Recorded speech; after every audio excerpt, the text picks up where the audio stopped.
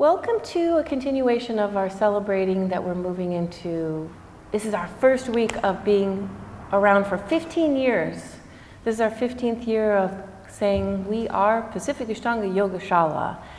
And you are our colorful cast of characters, we say, is our community, our Sangha. It means a spiritual community. So 14 years ago when I opened the Shala, I knew that I wanted to call it Pacific because of the ocean. And I knew I wanted to call it Ashtanga because that is the beautiful lineage that we follow.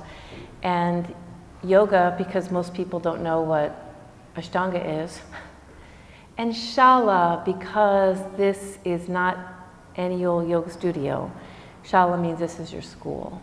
And so I hope that the years that have led up to this and the years that will come after this are years where we all continue to come here to challenge ourselves and to nourish ourselves, to grow, to expand, and to do that with each other's support and inspiration.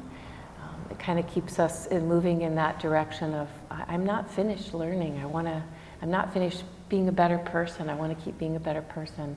And all of you hold me accountable to that at a level that I don't think we hold ourselves, but when we have Sangha, when we have community, it holds us higher. So I wanted to, even to our YouTube community out here, for you to always be familiar with this is your Sangha, your community, this is your school. Every morning when I come in here, and it was beautiful on Saturday, I had come in from kind of a rough night on Friday, and on Saturday I just came into the sun rising here. It was dark, and you just hear the sound of everybody breathing and dropping over and different things, and the Buddha here in front of the ocean, and I was just filled with gratitude, and I was really filled with this sense of this practice is so unique.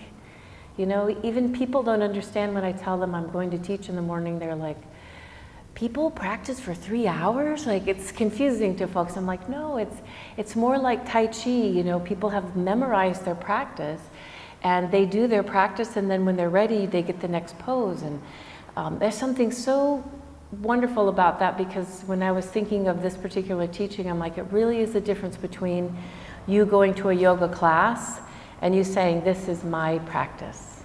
And when you talk about it to your friends, I know that's how you refer to it. It belongs to you, and it's sacred to you, it's precious to you, and you say, this is my practice. You're responsible for it. And I just had that sense Saturday morning of the beauty of that. And what a transformative method it's been for so many people in my 25 years of teaching. I think of all the different people, all different ages and ethnicity and shapes and sizes and injuries and skills and life journeys that have come together for this, that it just inspires me to want to continue to practice and to want to continue to teach. So every morning I wanted to share with you, when I do come into the Shala, I'm usually greeted by at least 5 to 8 crazy people that have already been practicing since 5 or 5:30 in the morning. And I always begin with my own personal puja, which is a lineage from my mother. I saw her doing her prayer every morning, and also a lineage from India and Japan, a lot of places I've been where I see people start their morning devotion with meditation and prayer, and I love that. And so I've adopted that here, that I always want to begin this teaching with devotion. So I light a candle, and I light the Vidvam incense I talked about last week, and I come to the very front where the ocean is here, and I stand for a moment, and my first prayer is this: thank you. Thank you for this day. Thank you for whatever is going to be in this day. I'm thankful for it. Whatever this day is going to bring me, I just open my heart up wide. And then I walk the perimeter of the room where we have our dedication to the back room. And this is very much an Indian tradition. We have our Indian bells and our Balinese garland and our dragons protecting the lotus of Dharma, Sangha, and Buddha. And I welcome anyone to come in these doors. And before any of you came in today, I already said thank you, and I already welcomed you into this space. And and this might sound goofy, and here I am putting it out here in our YouTube community as well, but I also believe that each of you have angels or guides or folks on the other side, that spirit still is with you. And so in the morning, I welcome them as well. And sometimes I feel like there's just a big party in here. You know, like when you come in with all your energies that come with you, and we're all together in this room, like, but I welcome them all in the morning. And again, I just ring the bells and put my arms out wide, and I say, come here to be loved, come here to be supported, come here to learn, come here to grow. I'm here waiting for you. New tradition is I walk outside now to the wellness center with my little candle, and I bless the wellness center as well, and walk through each of the rooms and come back to finish the perimeter of the room. So if you're not here, we also have what we lovingly call now is the cocoa wall. And the cocoa wall is where our loved students and teachers and friends and doggies pictures are, and we honor and bless them and continue to light candles and give good energy to those folks as well. And as I come around here, there's a really big, beautiful nataraj. And for me, the nataraj is a beautiful, remembering to, like the phoenix, just remembering that Shiva represents creation and destruction, and that we're always able to start over. And so for me, every time I come to the nataraj, I say, give me strength to always be willing to let go of what I need to and welcome in. Maybe that's scary for me, but that I'm always ready to welcome in the new as well. So I just stand there for a moment, and it's not even like the big things in life, it's like the little daily things sometimes too, that I want to have that strength and ability to let go and open to new. And then I make my way around to the altar, do some other like thank yous and blessings there, and sit down, and I do the metta meditation, which we've been doing as a community for over 250 days now. It's such a powerful, and I bring love and kindness to myself. I give love and kindness to all of you, the people I love, and then I send love and kindness out to folks that I might struggle with or I don't understand or that I don't even know, and send them every morning. And I finish with gratitude. I take my malas from Bella Kupi and I do my gratitude practice and say thank you, thank you, thank you, and thank you, and thank you, thank you.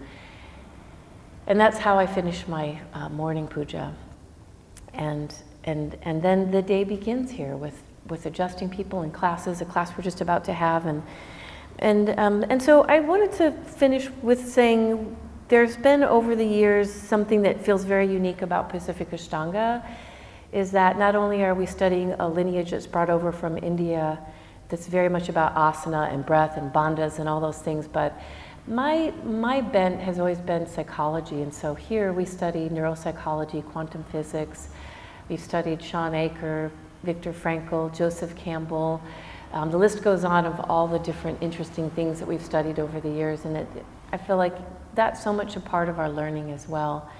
And some of the quotes that I feel like, they're not even just quotes to me anymore. I feel like they're Pacific Ashtanga mantras or teachings that we've incorporated into what we are here and what we do and what we believe. And in this place, when I was thinking of preparing this, I just had this vision of like the fiber of Pacific Ashtanga, which is all of you. I celebrate you being here as really the Shala, and you are a colorful cast of characters. But in that fiber, I just kept seeing love. Like this place, for people who like have come here, that have come from other places or had never been here before, really feel welcome and feel the sense of love that exists in the energy we call Pacific Ashtanga. And I felt like it's in the fiber here, and that makes this place special, and it makes it's very important to me. I realize as well, like how much we are about love here. And so I'm going to read to you what I consider to be your and my mantras for this place. And the first one, of course, is by Viktor Frankl. Between stimulus and response, there is a space. And that's what we create every time in train, every time we come to our mats. And in that space, there is a power to choose our response. And in our response lies our growth and our freedom. which to me is like the whole, if someone said, what's your mission statement of doing your yoga practice? I would read this to them and say, this is my mission statement. On our first anniversary, Tim read us this poem, Work in the Invisible by Rumi, and we read it every year for our anniversary. And I've took out a couple of the important parts that I interpreted last week for everyone about this practice. Although we can see a lot of the physical, our bodies change, there's a lot of this work in Ashtanga that's invisible work, which is, I think, the really important stuff. And even at the end when I read about the prophets, there are metaphors like the Nataraj, maybe metaphors for us to say, these prophets are doing some wacky, crazy things, and we can do those too. And I feel like the practice of Ashtanga is an invitation to say, and you can do, there's so much that's possible for us that we can do. So I'll read you what I've extracted from this for all of us. Work in the invisible at least as hard as you work in the visible. Be companions with the prophets, even though no one here will know that you are. You can't imagine what profit will come when one of those generous ones invites you into his fire. Go quickly. Don't say, but will this burn me? Will it hurt? We say yes. So that is the next quote, of course, by Joseph Campbell. And he said, the big question is whether you are going to be able to say a hearty yes to your adventure. And lastly is Mary Oliver. I feel like this is our big mantra for all of us from this practice. Tell me, what is it you plan to do with your one wild, precious life? As always, I honor each one of you colorful characters for making this place what it is.